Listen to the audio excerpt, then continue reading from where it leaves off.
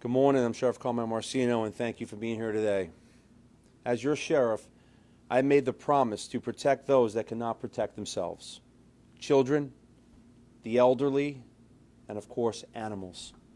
Around 5 p.m. last night, my family members responded to the Coastal Village Apartments off Three Oaks Parkway in reference to an animal abuse complaint. The caller observed a male, later identified as 20-year-old Beckham McLeod, violently beating his dog, King. While on the phone with our dispatchers, our witnesses began recording. What you're about to see sickens me.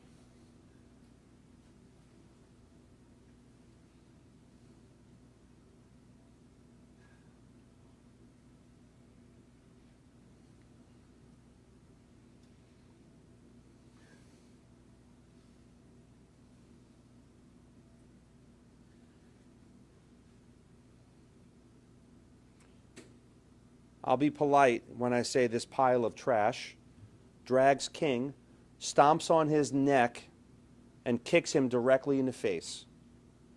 McLeod continues to forcibly pull King with a leash before kicking him in the chest again. While the recording may have stopped, what I fear is what King went through before and after. Some say a pitch is worth 1,000 words. I can describe this one as disgusting. Immediately, our deputies and detectives from the 4th Precinct flooded the area and quickly located McLeod at his residence within minutes. Folks, that's an amazing response.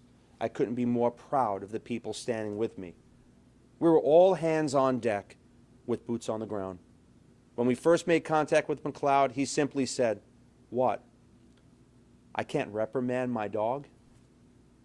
What you see there is not reprimanding. It's cruel. It is abuse. I couldn't be more proud again of my family members who immediately took action. Detectives from the Animal Cruelty Task Force responded and began their investigation. King, a blue-nosed pit bull, was removed from the house by Domestic Animal Services and taken to get medical care.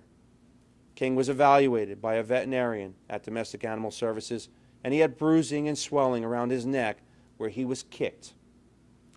This video shows that he suffered unnecessary pain and fear at the hands of his owner, but he will make a full recovery. McLeod surrendered King, who will remain in the care of Lee County Animal Services until he gets a loving home. As for McLeod, my message is always clear. I have a red jumpsuit, orange slides, and I have a cell waiting for him at the Marcino Motel. He was charged with aggravated animal cruelty. Once he's convicted by our amazing state attorney, Amira Fox, his name will be placed on an animal abuse registry. I will do everything in my power to make absolute certain he will not own another animal. See it, say it, make the call. It works. The caller here is a hero.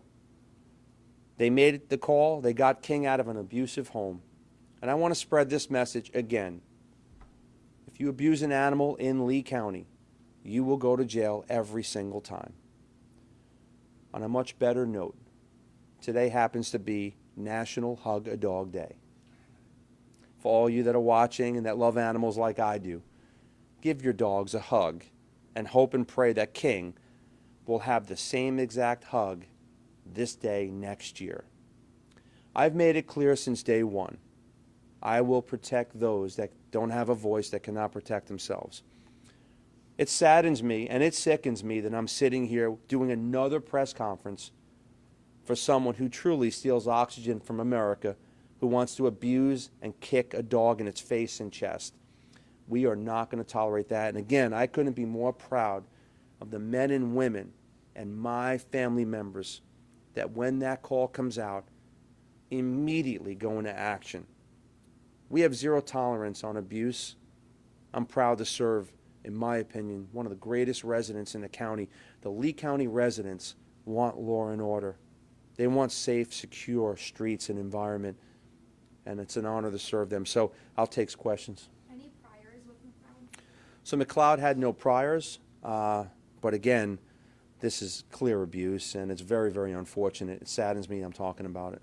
How important was that video and also the 911 caller to, identifying him and also the abuse? We talk about see it, say it, make the call. We're a team, we're a family, but this county's 1,260 square miles. We need the citizens of this great county to call us, give us information, okay? In this case, we had 2 different people that gave us 2 different videos, and very, very important. Now, if they don't call it in, we're not stopping the abuse. So it's critically important that everybody's involved. It's one big team.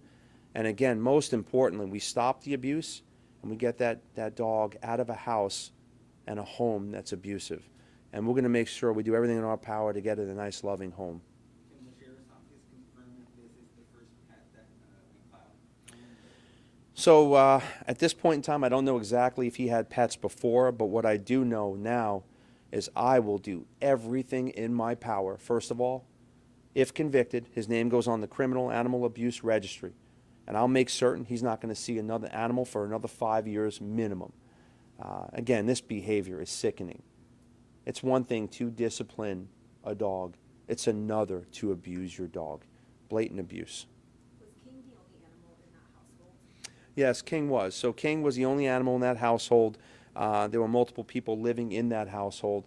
And again, this, I want to reiterate and specify, this has nothing to do with FGCU. This person is not affiliated with the college. So any rumors of that, I want to take that off the plate right away. This is a person who had nothing to do with the college. It's an animal abuser. Any other questions? I want to thank you all for being here today and get my message out loud and clear. Zero tolerance means zero tolerance. I couldn't be, again, more proud of my detectives and the men and women of the Sheriff's Office who go out there every single day and make an amazing difference. Thank you so much.